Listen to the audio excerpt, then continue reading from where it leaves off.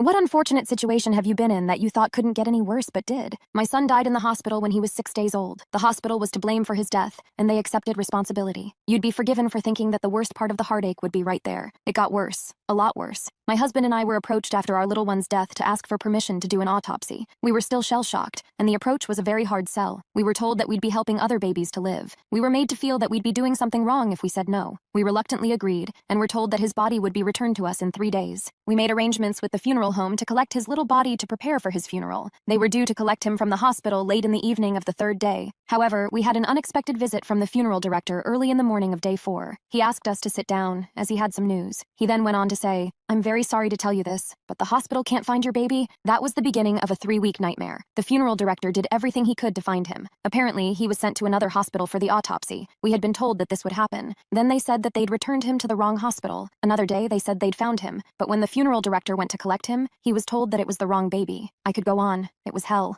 After 3 weeks, the funeral director, who had been amazing through all of this, came to see us and said that he'd managed to find him. He looked so terribly sad. I wasn't convinced that he had found him, and wondered if some agreement had been made somewhere to say that he'd been found. The funeral director was adamant that the casket had to be sealed, as 3 weeks had passed. I can't quite remember, but I think he may have said that this was normal practice after an autopsy. I may be wrong, but that somehow, in my head, the internal turmoil went into overdrive. Can I insist on seeing inside? Would I be able to bear it? Do I want to know? What if it's not him? What will knowing change? Nothing can bring him back. After hours of agonizing conversation, my husband and I decided to accept what the funeral director said. It was enough. We'd been through enough. We felt in our hearts that nothing good could come from knowing. On the day of the funeral, my husband and I sat side by side in the funeral car. My husband was holding our baby's tiny little white casket. We didn't know if the casket really did contain our little one. I guess we'll never know. Did we do the right thing? Who knows? That question will always remain unanswered.